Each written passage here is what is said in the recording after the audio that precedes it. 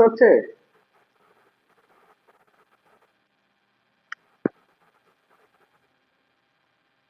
তো কথা বলতে পারতেছি না, মনে হয় সমস্যা হচ্ছে না, মনে হয় বেশি। আচ্ছা দাও, আমরা নেক্সট টপিকে চলে যাচ্ছি। আমাদের পরবর্তী টপিক রোধের নির্ভরশীলতা। সময় নষ্ট করা যাবে না, আমরা তাড়াতাড়ি করে এটা শেষ করি। আমরা এরপর যাব হচ্ছে রোধের নির্ভরশীলতা। রোধের নির্ভরশীলতা ঝটপট লিখে ফেলি আমরা সবাই। রোধের নির্ভরশীলতা। এখন রোধের নির্ভরশীলতা, আমরা রোধ নির্ভর করে মেইনলি হচ্ছে গিয়ে চারটা বিষয়ের উপরে। ঠিক আছে, তাহলে প্রথমে আমরা লিখে নিই কোন কোন বিষয় সেটা। এক নাম্বার হচ্ছে দৈর্ঘ্যের উপর, দৈর্ঘ্যের উপর ক্যাপিটাল এল। আরেকটা হচ্ছে প্রস্থচ্ছেদের ক্ষেত্রফলের উপর, প্রস্থচ্ছেদের ক্ষেত্রফলের উপর। আচ্ছা আমি লিখতেছি, তোমরা স্টেপ বাই স্টেপ লিখে ফেলো সবাই। প্রস্থচ্ছেদের ক্ষেত্রফল। এরপরে যাব হচ্ছে গিয়ে আমাদের উপাদানের উপর, উপাদানের উপর, উপাদানের উপর, এটাকে দেবো রো।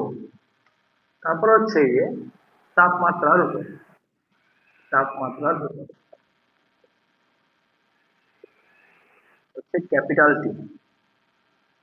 তাহলে আমরা বুঝে গেছি রোধের নির্ভরশীলতা এই চারটা বিষয়ের উপরে।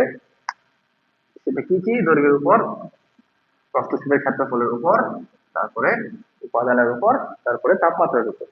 এখন এগুলো মনে রাখার জন্য মনে রাখবো সবাই, শর্টকাটে মনে রাখবো, সেটা হচ্ছে লেট রো। এটা মনে রাখবা, let rho, let rho, let rho. L দিয়ে দৈর্ঘ্য, এ দিয়ে ক্ষেত্রফল, টি দিয়ে তাপমাত্রা, রো দিয়ে হচ্ছে উপাদান। উপাদানে কিন্তু আরেকটা নাম আছে, এটা আমরা একটু পরেই শিখবো। উপাদানে আরেকটা নাম আছে। তো এখন দেখো, আমরা প্রথম তিনটা অংশ নিয়ে বা প্রথম এই তিনটা পার্টকে নিয়ে আমরা একটা ইকুয়েশন তৈরি করব। দেন তাপমাত্রার উপর নির্ভর করে আমরা আরেকটা ইকুয়েশন তৈরি করব, সেটা হচ্ছে গিয়ে আমাদের রোদের উষ্ণতার সহগ। কেমন? তো প্রথমে আসো, আমরা যদি এখান থেকে নিই এক, দুই, তিন হতে, একটু খেয়াল করি, আমরা এক ও দুই, তিন হতে আমরা যদি হিসাব করি, রোধের জন্য দুইটা সম্পর্ক তৈরি হয়। সম্পর্কগুলো কি কি সম্পর্ক? এক হচ্ছে রোধের সাথে দৈর্ঘ্যের একটা সম্পর্ক, সেটা হচ্ছে সমানুপাতিক সম্পর্ক। রোধের সাথে প্রস্থচ্ছেদের ক্ষেত্রফলের আরেকটা সম্পর্ক হয়, সেটা হচ্ছে ব্যস্তানুপাতিক সম্পর্ক। এটা এক নাম্বার ইকুয়েশন, এটা দুই নাম্বার ইকুয়েশন। তাহলে আমরা এখানে রোধের সাথে দুইটা সম্পর্ক পাচ্ছি, দৈর্ঘ্যের একটা, একটা হচ্ছে ক্ষেত্রফল। তা আমি যদি এক ও দুই দুটা যদি হিসাব করি, এক ও দুই যদি হিসাব করি, তাহলে আমরা এখান থেকে পাই আর প্রপোর্শনাল এল ডিভাইডেড বাই এ পাচ্ছি। তো এই প্রপোর্শনাল যে চিহ্নটা আছে, এটা থেকে আমরা একটা ধ্রুবক অ্যাড করবো। ধ্রুবকটা হচ্ছে rho, rho L by A. এখানে আমরা কিন্তু একটা ইকুয়েশন পেয়ে গেছি অলরেডি সবাই। R is equal to rho into L divided by A. এখানে এই রোটাকে আমরা একটু আগেই বলছি উপাদান। উপাদান বলতে কি? এটাকে বলা হয় আপেক্ষিক রোধ, আপেক্ষিক রোধ। এটা হচ্ছে আপেক্ষিক রোধ। আর এল তো হবে হচ্ছে দৈর্ঘ্য, আর এ হচ্ছে আমাদের ক্ষেত্রফল। ওকে, তো আপেক্ষিক রোধের যে একক, সেটা হচ্ছে ওহম মিটার। এটা কি? Ohm metre. আশা করি সবাই বুঝতে পারছো। এখন আরেকটা জিনিস অবশ্যই তোমরা নোট করে রাখবা, আরেকটা জিনিস অবশ্যই তোমরা নোট করে রাখবা। নোটটা হচ্ছে কি নিয়ে? নোটটা হচ্ছে গিয়ে, যদি কোনো বস্তু, কোনো বস্তুর, কোনো বস্তুর আপেক্ষিক, কোনো বস্তুর আপেক্ষিক রোধ, আপেক্ষিক রোধ নির্দিষ্ট, নির্দিষ্ট থাকে, তবে, তবে তা, তবে তা অপরিবর্তনশীল, তবে তা অপরিবর্তনশীল। এই যে, তাহলে কোন বস্তুর আপেক্ষিক রোধ নির্দিষ্ট থাকে তবে তা অপরিবর্তনশীল। এটা, এই কথা দ্বারা আসলে কি বোঝাচ্ছে, এটা আমরা একটা কোশ্চেন যখন সলভ করবো তখন বুঝতে পারবো। এই সিম্পল একটা নোট দিয়ে কিন্তু তোমাদের ঢাকা ইউনিভার্সিটিতে দুইবার প্রশ্ন আসছে, বোর্ড কোশ্চেনও মোটামুটি দুই তিনবার প্রশ্ন চলে আসছে। তো সেই ক্ষেত্রে এই নোটটা খুবই গুরুত্বপূর্ণ তোমাদের জন্য, বা এই নোটটা বোঝাও তোমাদের জন্য অনেক বেশি গুরুত্বপূর্ণ। এটা আসলে একটা ম্যাথ করলে তোমরা ক্লিয়ার বুঝতে পারবা। তাহলে আমরা এতটুকু লিখে ফেললাম। এখন এখানে একটা ছোট্ট জিনিস আমরা বুঝে নিই, না বুঝলে কিন্তু আসলে একটা সমস্যা হয়ে যাবে গা। এখানে যে আমি একটা কথা বলছি তোমাদেরকে, যে R proportional L, R proportional one by A, এটা বলছি, এটা আসলে কতটুকু যৌক্তিক, এটা তো আমাদের বুঝতে হবে। এখন দেখো, এই এল মানে কি? দৈর্ঘ্য। দৈর্ঘ্য যত বাড়বে, এবার আর আর আর হচ্ছে রোধ মানে বাধা। দৈর্ঘ্য যত বাড়বে বাধার পরিমাণ তত বাড়বে, আর বাধা যদি বেড়ে যায় তার মানে রোধের পরিমাণটা বেড়ে যাবে। অন্যদিকে ক্ষেত্রফল যত বাড়বে বাধা তত কমবে, বাধা যত কমবে রোধের পরিমাণটাও তত কমবে। ওকে, একটু খেয়াল করো জিনিস আসলে কেমন বোঝাচ্ছে।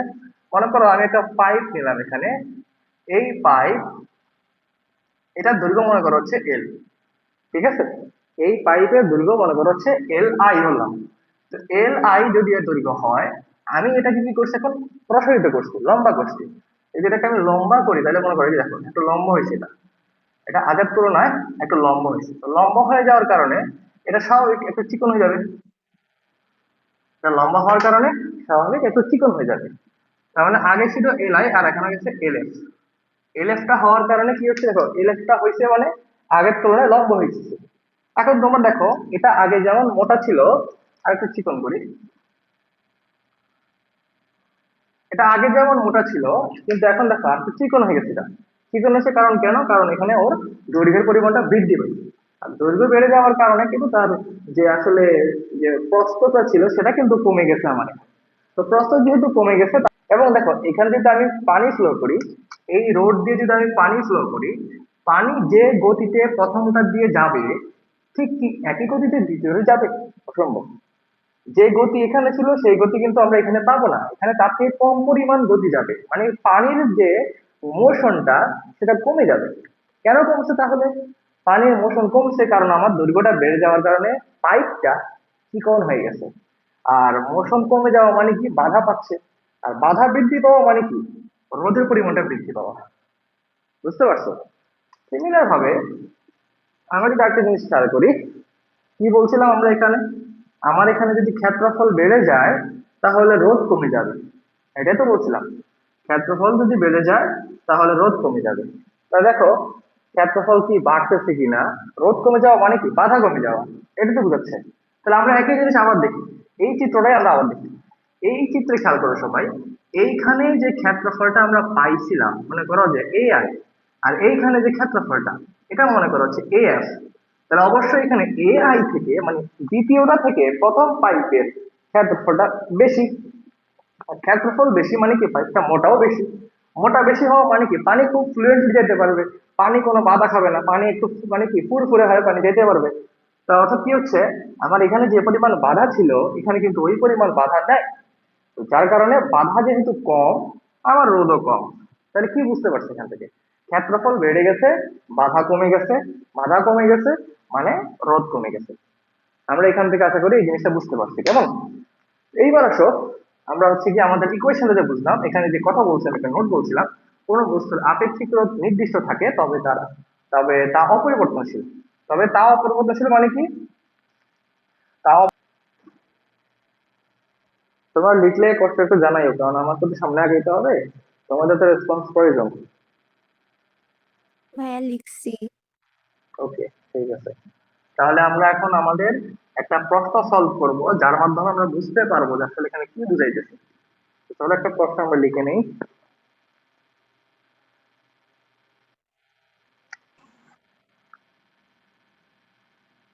তাহলে একটি তামার তারের আপেক্ষিক রোধ, আপেক্ষিক রোধ, ক্লাস নিচ্ছি ক্লাস নিচ্ছি।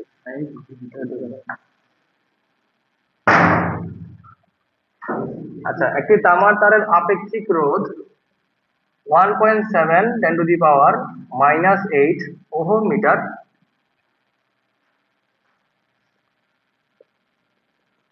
তারটির দৈর্ঘ্য,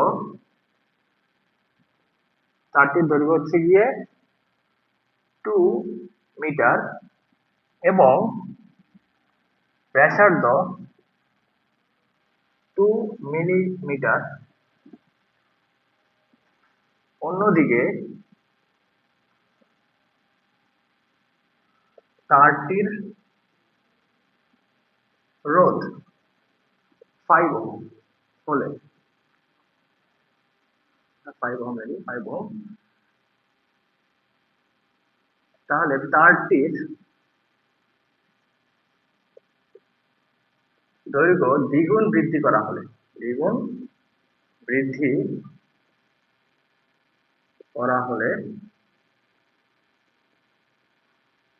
আপেক্ষিক রোধের পরিবর্তন কত হবে? দেখো প্রশ্নটা কিন্তু অত বেশি কঠিন না, কিন্তু আমরা দেখলেই বুঝতে পারতেছো যে একটা তামার তারের আপেক্ষিক রোধ এত বলে দিচ্ছে আমাদেরকে, তারটির দৈর্ঘ্য বলছে 2 মিটার, ব্যাসার্ধ বলছে 2 মিলিমিটার, অন্যদিকে তার রোধ বলছে 5 ওহম। তারটির দৈর্ঘ্য যদি দ্বিগুণ বৃদ্ধি করা হয়, দৈর্ঘ্য মানে কি 2 মিটারকে দ্বিগুণ বৃদ্ধি করা হয়, তাহলে আপেক্ষিক রোধের পরিবর্তন কত হবে? এখন প্রথমে তোমরা যেটা বুঝতেছো, এখান থেকে আমাদেরকে একটা আপেক্ষিক রোধ মানে ρ1 দিয়ে দিতে, আমাদেরকে আরো একটা ρ1 বৃদ্ধি করতে, মানে সরি, আমাদেরকে আরো একটা পাইতে হবে, এবং সেটা কার জন্য? দৈর্ঘ্য দ্বিগুণ করার জন্য পাইতে হবে। তো এখান থেকে আমরা আরেকটা ρ2 পাবো। তো সেই হিসাবে আমাদের রোটা আসবে, নতুন যে রোটা আসবে সেটা হচ্ছে গিয়ে মানে পরিবর্তনটা আর কি, ওইটা কি হবে? ρ1 মাইনাস ρ2, অথবা ρ2 মাইনাস ρ1, যেটাই দাও একটা পরিবর্তন আসবে। তো ওইটাই তোমাদের আনসার হবে। তোমরা হয়তোবা জিনিসটা এইভাবে করবা ভাবতেছো, বাট সত্যি বলতে তুমি যদি এইভাবে করো তোমার উত্তর হবে ভুল। ঠিক আছে, এখন উত্তর ভুল কেন? উত্তর ভুল হওয়ার কারণ কি? উত্তর ভুল হওয়ার কারণ হচ্ছে এই নোটটা খেয়াল করলে বুঝতে পারবা।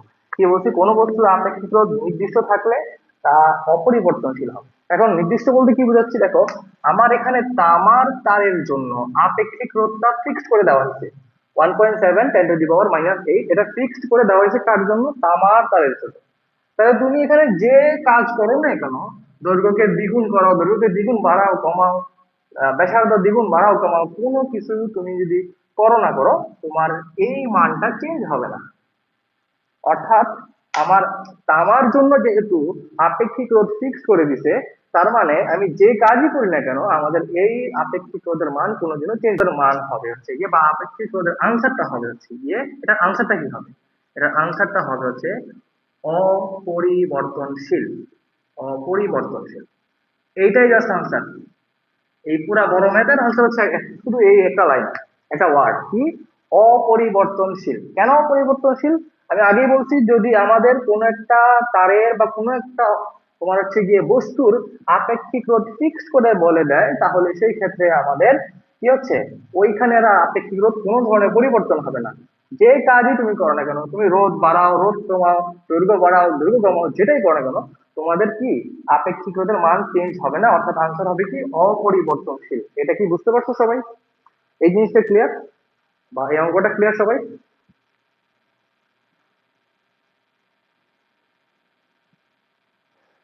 অঙ্কটা কি সবাই ক্লিয়ার? একটু জানাই কষ্ট করে। জি ভাইয়া, বুঝছি। আচ্ছা, বাকিরাও রেসপন্স করিও। ইশতিয়াক কি বুঝছো? জি ভাইয়া। হ্যাঁ, তোমরা যদি কোথাও না বুঝো আমাকে কিন্তু বলতে হবে, বলতে হবে অবশ্যই। ফারজানা তুমি বুঝছো? জি ভাইয়া। ওকে।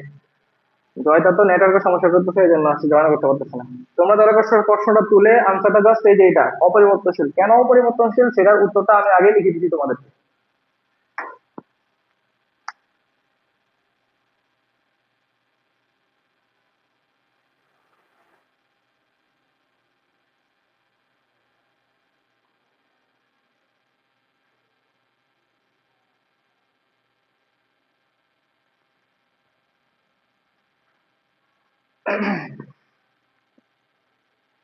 আমরা তাহলে পরবর্তী টপিকে চলে যাব, সেটা হচ্ছে রোদের উষ্ণতার সহগ, যা ডিপেন্ড করতেছে তাপমাত্রার উপরে, মানে তাপমাত্রার নির্ভরশীলতার উপর ডিপেন্ড করেই রোদের উষ্ণতার সহগ আসতেছে।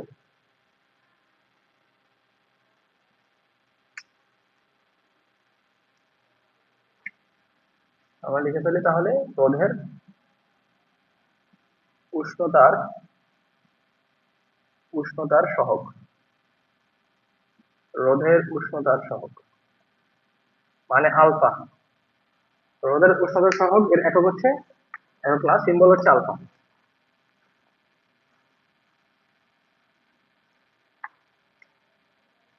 তাহলে এটা কাকে বলে তো লিখে নিই আমরা সবাই কষ্ট করে। রোদের উষ্ণতা সহগ কাকে বলে এটা কষ্ট করে একটু সবাই খাতায় তুলে ফেলি।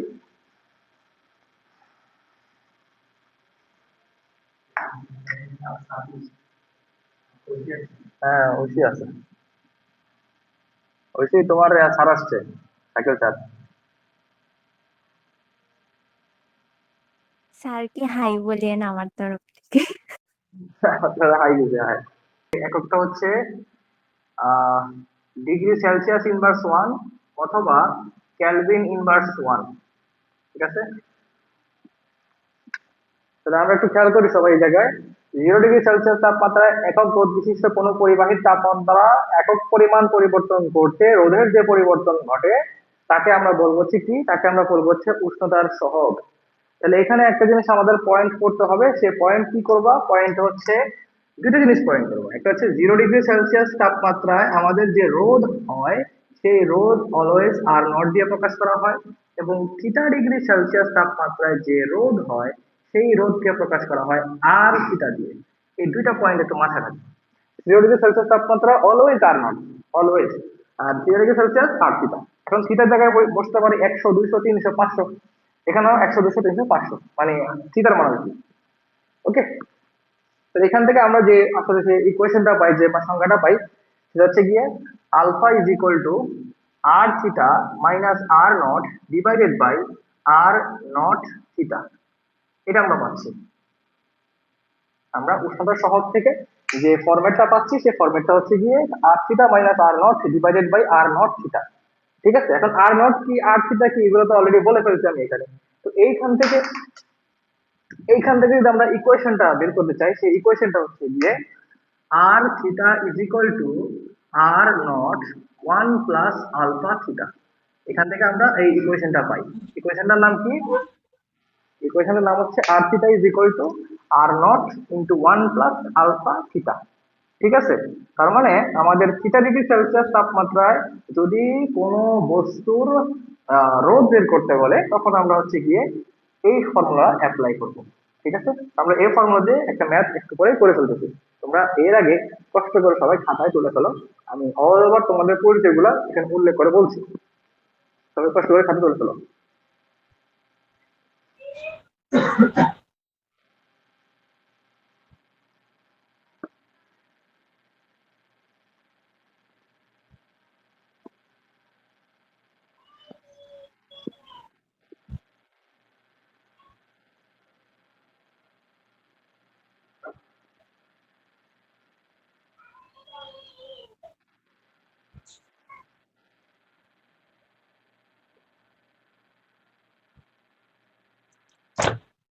সবাই লিখছো?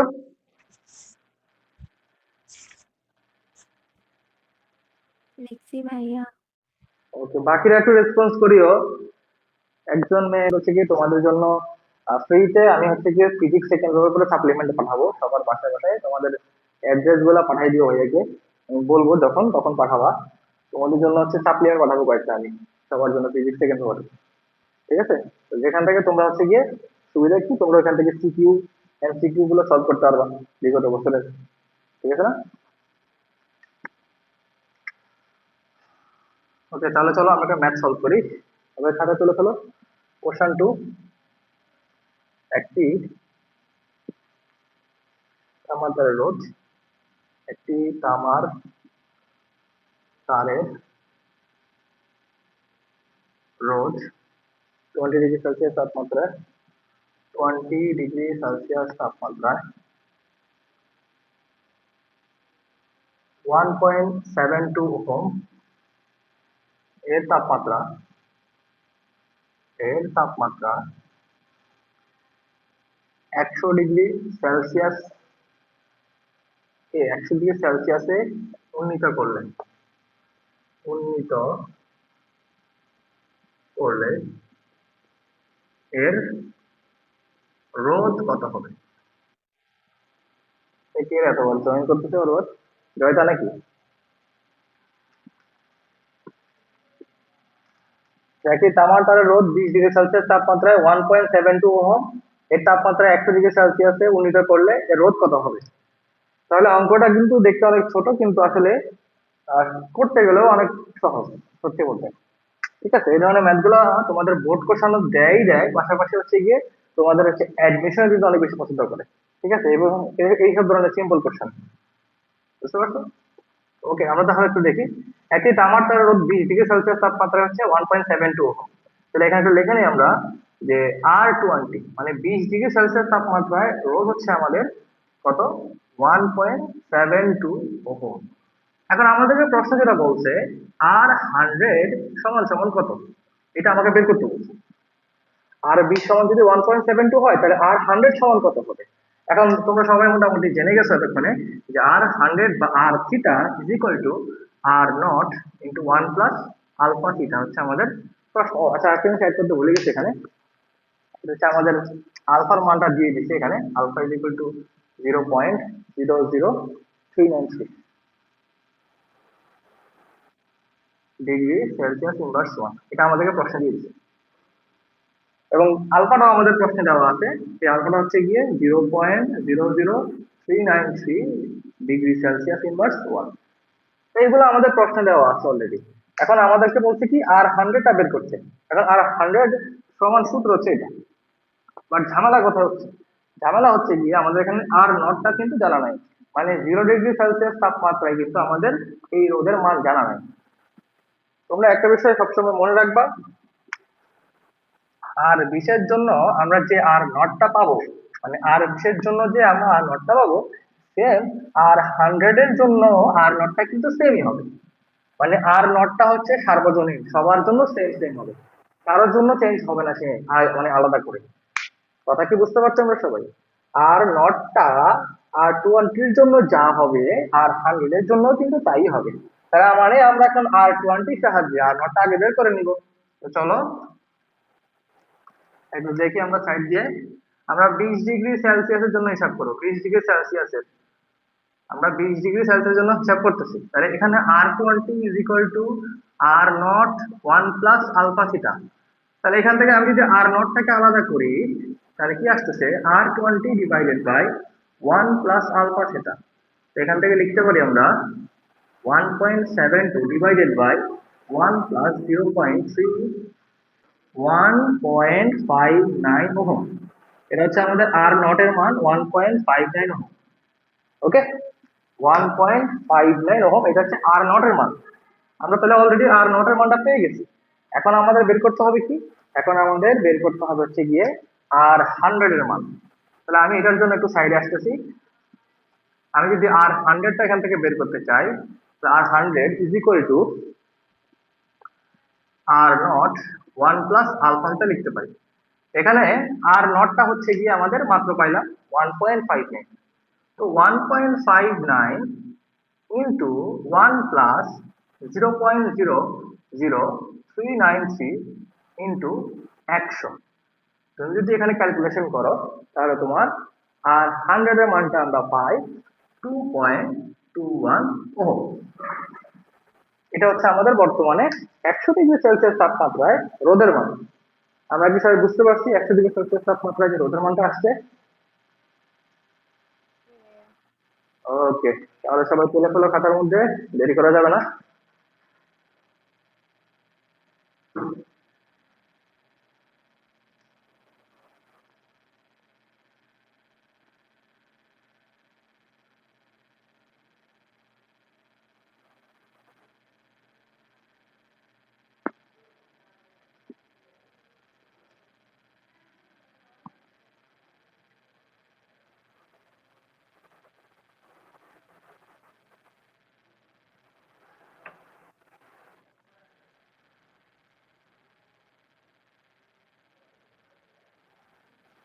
তার কোনো প্রশ্ন আছে এটাতে?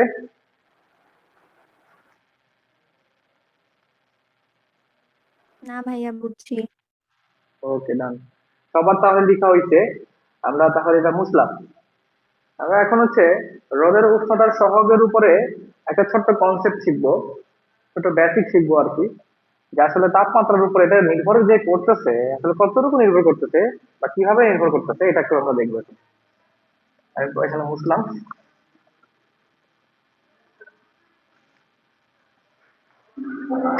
তো চিত্রটা খেয়াল করে সবাই।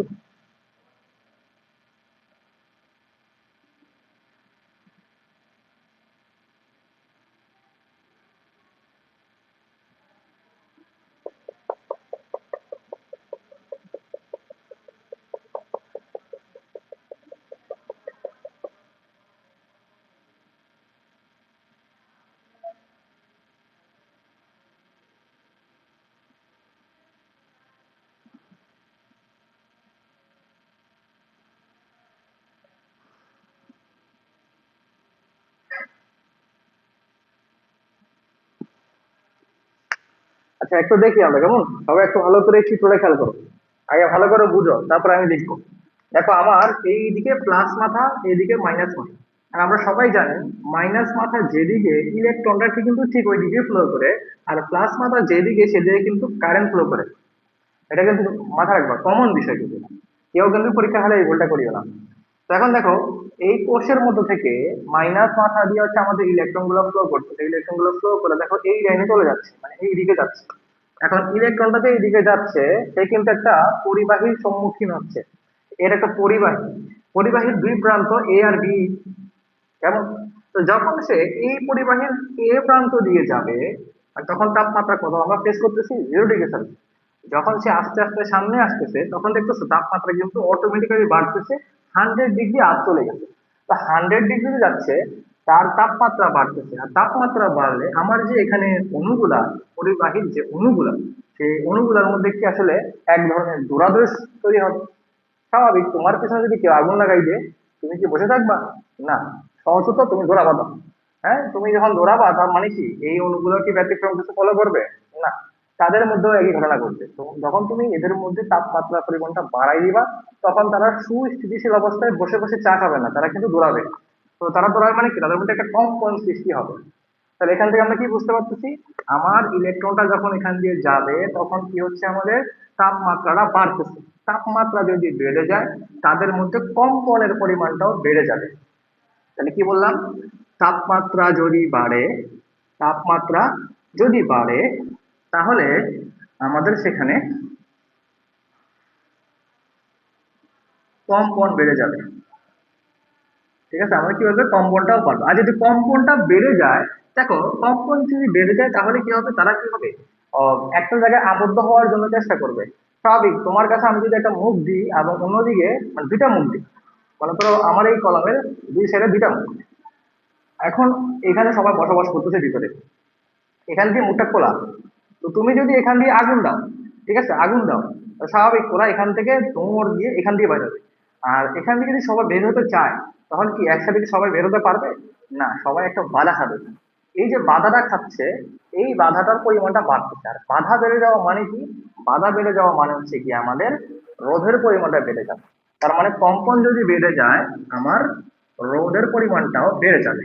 দেখো, এখানে একটা আমাদের চার্ট ফলো করতেছি আমরা। তাপমাত্রা যদি বেড়ে যায়, কম্পনটাও বেড়ে যাচ্ছে। কম্পনটা যদি বেড়ে যায়, রোদের পরিমাণটাও বেড়ে যাচ্ছে। আমরা কি বুঝতে পারছি এই জিনিসটা? আর যখন এই জিনিসটা ফলো করবে একটা পরিবাহী, তখন তার উষ্ণতার সহগ পজিটিভ হবে। তার মানে কি হবে, তখন পজিটিভ হবে যখন তাপমাত্রা বাড়ে। তাপমাত্রা বাড়ে, বাড়লে রোদ বাড়ে। তাপমাত্রা বাড়লে কি বাড়ে? রোদ বাড়ে। তখন আমাদের উষ্ণতা সহগ মানে পাই আলফাটা হবে হচ্ছে গিয়ে পজিটিভ। এটা সবাই মনে রাখবে। আর তাপমাত্রা কমলে, তাপমাত্রা কমলে রোদ যদি বাড়ে, তাপমাত্রা যদি কমে, তখন যদি রোদ বাড়ে, ওই ক্ষেত্রে আমাদের আলফা হয়ে যাবে নেগেটিভ। উল্টা, এই একটা স্টেপ, এই একটা স্টেপ। তাহলে কোন সময় আমাদের আলফা পজিটিভ, কোন সময় আমাদের আলফা নেগেটিভ, এটা কিন্তু তোমাদের বুঝতে হবে। ঠিক আছে, তাহলে সবাই খাতার মধ্যে তুলে ফেলো, দ্রুত সময়ের মধ্যে শেষ করো এটা, সময় নষ্ট করা যাবে না আর। আমরা আমাদের নেক্সট টপিকে চলে যাব, জুলের তাপীয় সূত্র। আচ্ছা, দেখো সবাই, জুলের তাপীয় সূত্র।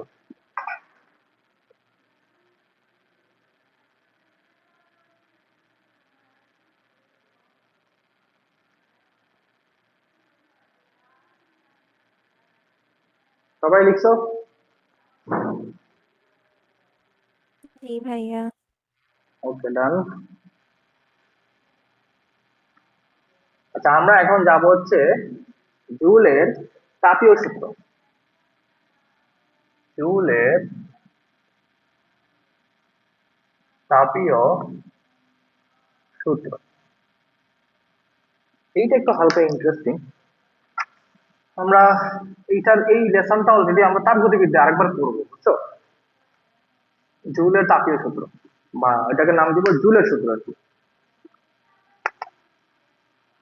এখন দেখো জুলের সূত্র হচ্ছে মেইনলি তিনটা, বা জুলের তাপীয় সূত্র হচ্ছে মেইনলি তিনটা।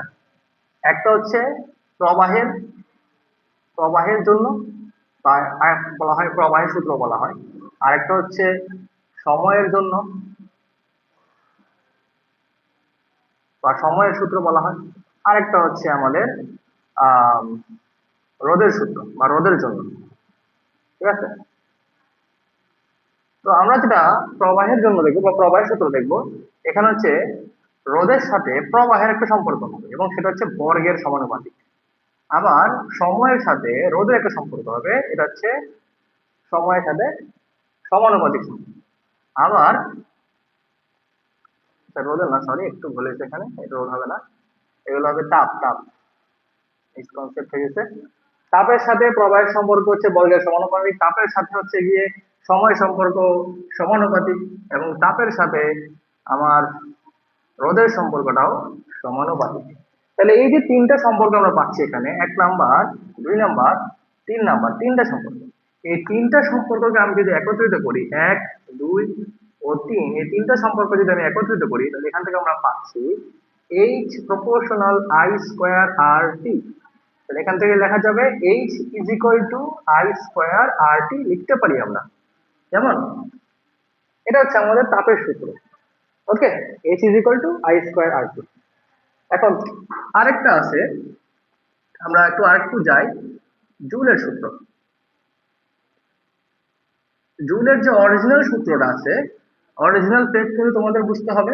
জুলের যে অরিজিনাল সূত্র আছে, জুল কি বলতেছে? জুল বলতেছে, আমরা এটা বিস্তারিত ফার্স্ট চ্যাপ্টারে যখন যাবো তখন বুঝবো, আপাতত আমরা একটা হিন্স মনে রাখি।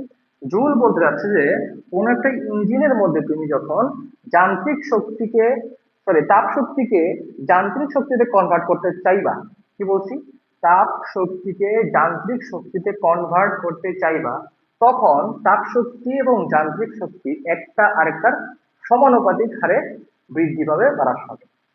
ওকে, তাহলে ওনার মতে ডাব্লিউ প্রপোর্শনাল এইচ, ওনার মতে ডাব্লিউ প্রপোর্শনাল এইচ, তার মানে ডাব্লিউ ইজ ইকুয়াল টু একটা ধ্রুবক অ্যাড করে যে এইচ লেখা যায়, যেখানে এই যেটাকে আমরা বলবো হচ্ছে তাপের যান্ত্রিক তুলাঙ্ক, তাপের যান্ত্রিক তুলাঙ্ক বলবো এটাকে আমরা।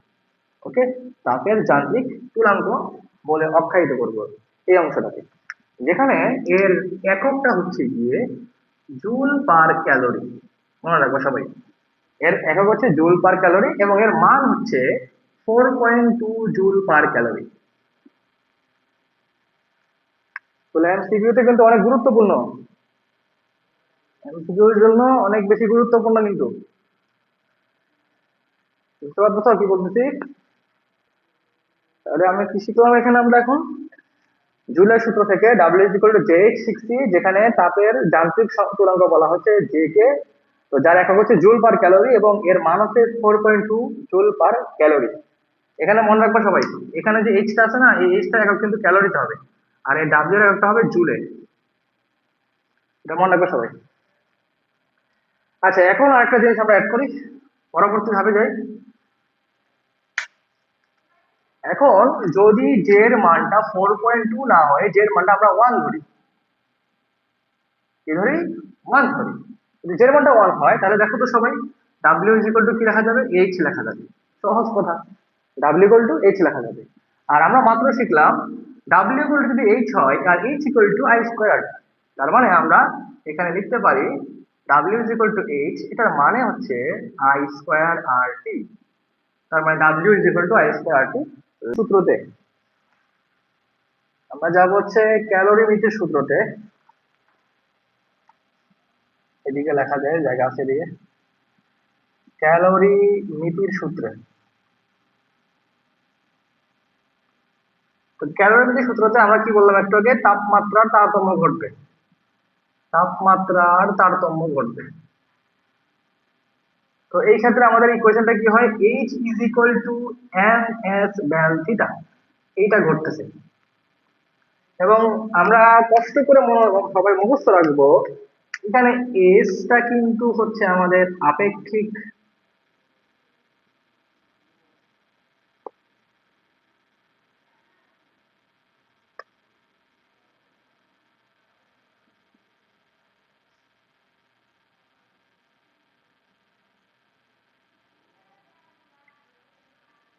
আচ্ছা, এখানে আরেকটা জিনিস আমরা মনে রাখবো, সেটা হচ্ছে এস এর যে হিসাবটা, এস এর হিসাবটা কিন্তু সবাই একটু মাথায় রাখবো।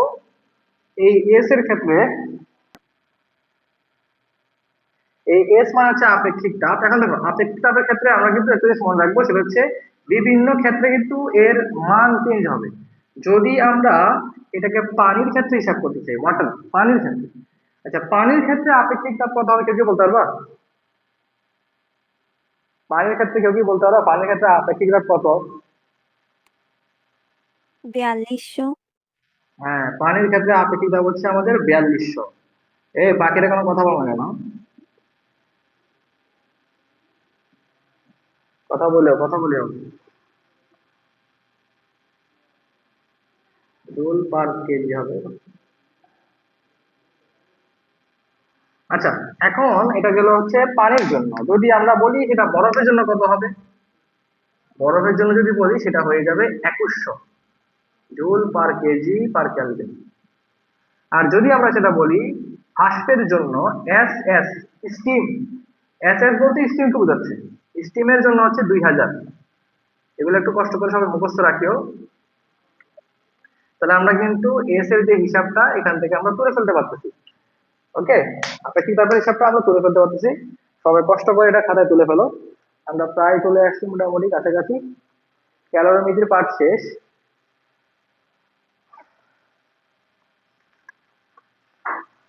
আচ্ছা, একটু আমরা লাস্টের দিকটা দেখি এখান দিয়ে, তারপরে আমাদের লিখতে দিচ্ছি। এখানে দেখো এইচ সমান যদি এম এস ডেলটিটা লেখা যায়, আমরা অন্যদিকে এইচ সমান আই স্কোয়ার আর টি লেখা যায়, তাহলে এখন তো আমরা চাইলে লিখতে পারি না। এখন যদি এইচ সমান এটা হয় এবং এইচ সমান ওইটা হয়, তাহলে লিখতে পারি আমরা এখান থেকে যে তোমার M S del theta is equal to I square R T. এটা আমরা লিখতে পারি। এটাকে যদি আমরা 2 নাম্বার ইকুয়েশন, এটাকে যদি আমরা 1 নাম্বার ইকুয়েশন দিই, তাহলে লিখতে পারি 1 ও 2 হতে M S del theta is equal to I square R T লিখতে পারি, তাই না? এইটা দিয়ে আমরা একটা ম্যাথ করব। ম্যাথ করলে আমরা মোটামুটি এই অংশটি পার্টটা ক্লিয়ার একবারে। ওকে,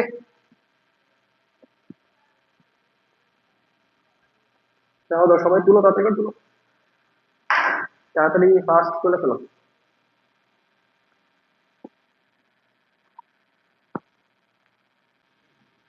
পানিকে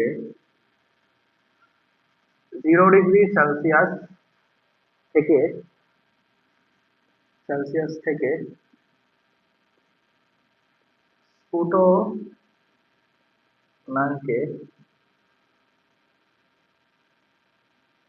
উন্নীত করলে, উন্নীত করলে, উন্নীত করা হয়, উন্নীত করা হয়। এখানে তো হেড করছে, সেটা হচ্ছে S is equal two 4200 joule per KG per calorie. দেখো আমাদের প্রশ্ন বলছে, এই প্রশ্ন থেকে আমাদেরকে বের করতে হবে কি সেটা আমরা এখন বুঝবো। ঠিক আছে, আমাদের বলা হয়েছে 42 মিনিট ধরে 200 ওহম এর একটি রোধকের মধ্য দিয়ে কত মানের তড়িৎ প্রবাহিত হবে। মানে আমাদের প্রশ্ন থেকে বলেই দিছে কত মানের তড়িৎ, অর্থাৎ আই প্রবাহিত হবে।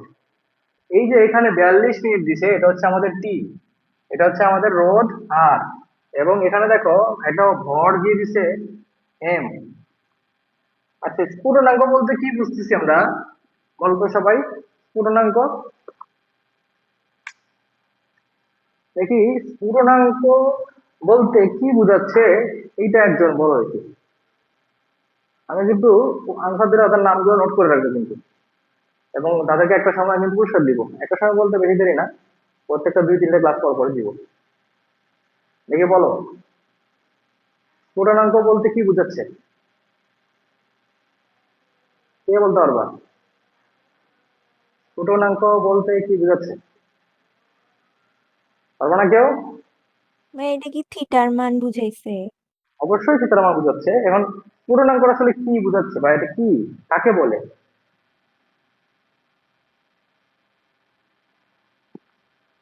কেউ পারবে না? 5 সেকেন্ড সময় দিয়ে, 1, 2, ভাইয়া প্রশ্নটা বুঝি নাই, আরেকবার বল। প্রশ্ন তো বোঝা লাগবে না, তুমি জাস্ট পূর্ণাঙ্ক কি কাকে বলে এটা জিজ্ঞাসা করছে। এটা কিন্তু এখনের পড়া, এটা 19 পড়া, 8, 9, 10 পড়া। তাহলে আর কেউ পারতেছো না?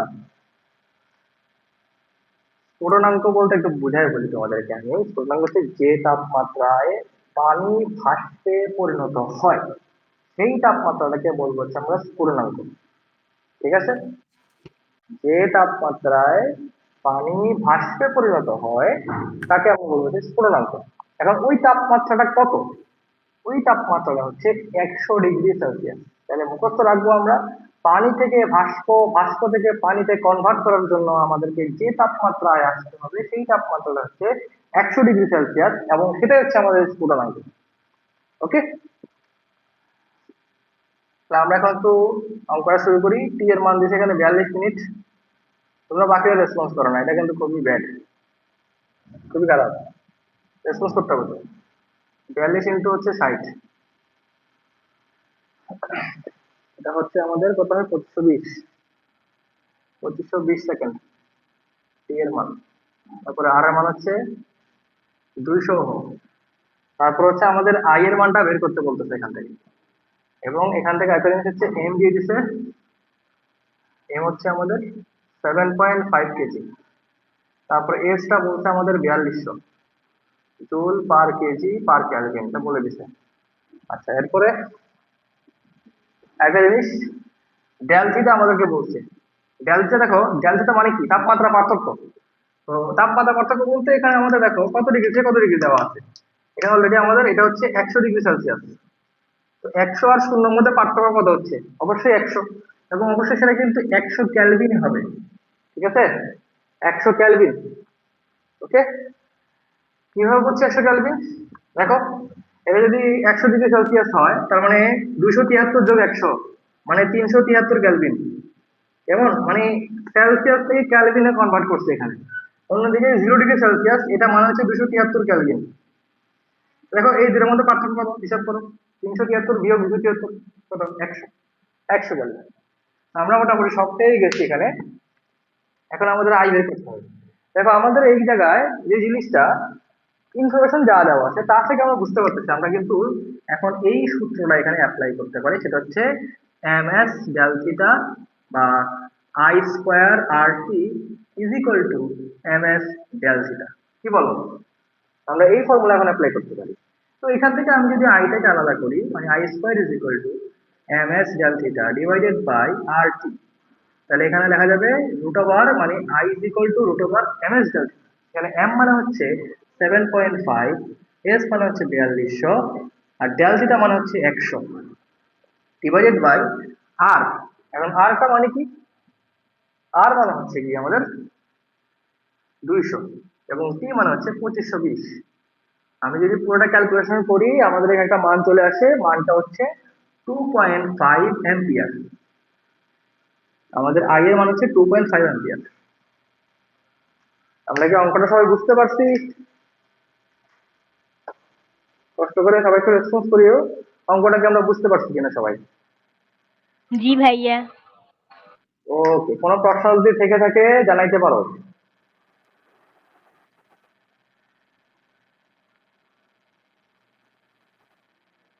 আচ্ছা, তোমাদের আরেকটা ক্লাস তো মঙ্গলবার, এখন আমি দিচ্ছি মঙ্গলবারের আগে আরেকটা ক্লাস নেওয়ার জন্য এক্সট্রা করে। এখন রোববারে কি তোমরা ক্লাস করতে পারবা সবাই, আগামী রোববারে? পারবো ভাইয়া। ওকে, বাকিরা পারবো ভাইয়া। দুইজন রেসপন্স করছো, বাকি দুজন। ওকে, ঠিকঠাক। জি ভাইয়া। রোববারে পারবা তো? জি ভাই। ওকে, তাহলে আজকে ভাইয়ের বাসায় গেস্ট, তো তো এই জন্য একটু সমস্যা হচ্ছে আর কি। আচ্ছা দেখো, শুরু থেকে একটু প্রবলেম হচ্ছিল আমাদের। তো আমি ইনশাল্লাহ ওই দিন ক্লাসটা মোটামুটি একটু লেন্দি করে নিব।